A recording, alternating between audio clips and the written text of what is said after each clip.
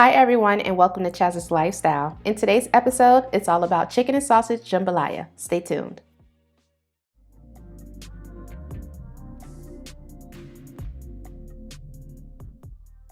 So make sure you start prepping all of your ingredients before you start cooking, just so the process is faster and it's easier. So here I'm going to go ahead and start on my Trinity, which includes some chopped celery, also a red bell pepper, and I will also include some onion.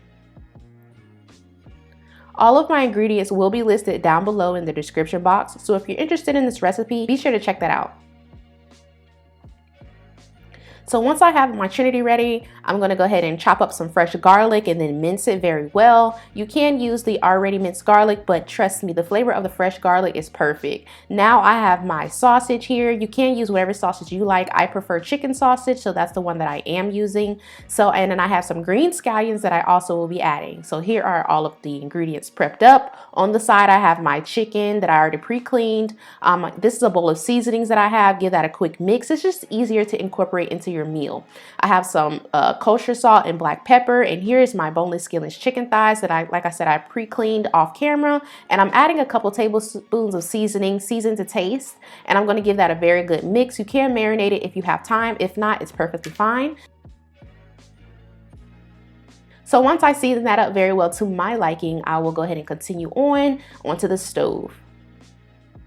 So now in a preheated pot, I have my heat on a medium heat. I will be adding in some olive oil. Once my olive oil is heated, I am going to sear my chicken thighs on each side. I just basically want to get a nice, beautiful sear. Nothing too major. You don't have to cook it all the way when doing this, because it will cook in the jambalaya and it will become so juicy and tender. So once about 3 minutes is up, I went ahead and flipped it to the other side, and I'm going to let that cook for an additional 3 minutes.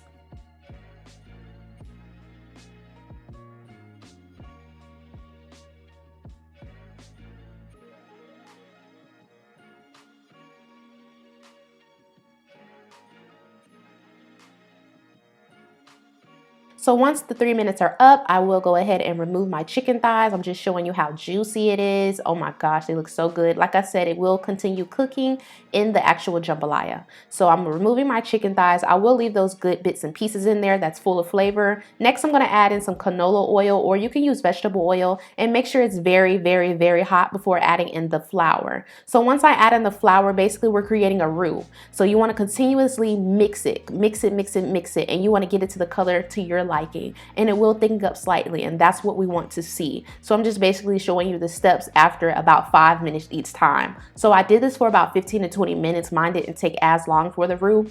So as you can see, it's starting into darken in color, looks like a mocha color, and then after about 6 more minutes, it's going to look like a milk chocolate caramel type of color. Look at that. It's just full of flavor, you all. Okay, so next it will get a little darker, and that's the perfect color, and this is the perfect consistency that I prefer for my roux. Now once it's dark like this to my liking, beautiful and brown, we're gonna go ahead and add in that Trinity. If y'all can smell this flavor, oh my gosh, I cannot wait for you all to try it. So next we're gonna add in the Trinity and give that a really good mix. Make sure it doesn't burn, so you're gonna continuously mix it. After about 2 minutes of mixing, we will go ahead and add in that fresh garlic.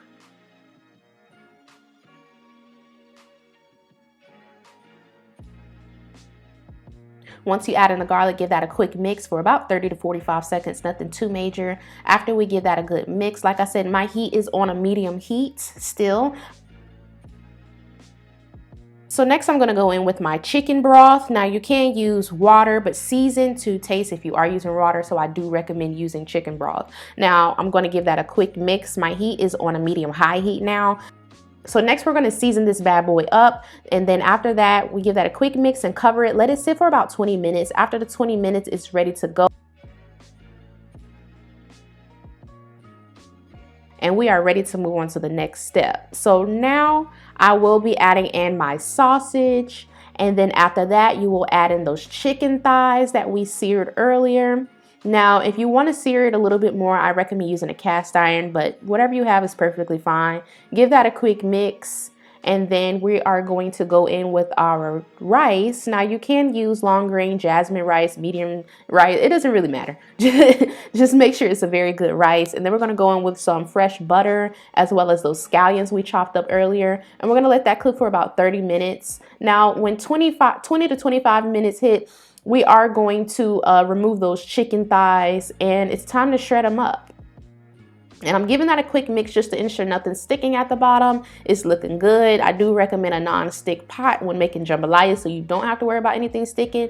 And this is the consistency you want for your jambalaya. Okay, like I said, about 20-25 minutes, I took out the chicken thighs and I'm gonna shred it. And then after I shred it, look how juicy and tender that is, y'all. Oh, Jesus. After I shred it, I will put it back into the pot, and we're gonna let that cook for an additional 10 to 15 minutes. So all in all, about 30 to 35 minutes. I'm going to place that back in there, mix it up very good. Don't mush it up. Don't mix it too hard. Just, fold it in there in a way. And like I said, you want that juicy consistency of a jambalaya. You don't want your jambalaya dry. Now, some people like their jambalaya kind of like more on the dry side, but me personally, I want it juicy like this. So give that a mix in there, cover it up for about 10-15 more minutes, and voila. If you decide to make this recipe, be sure to tag me on Instagram at Chaz's Cuisine Story. Also, if you enjoyed this quick tutorial, give me a thumbs up, comment your favorite part, and if you aren't a part of the family already, go ahead and subscribe.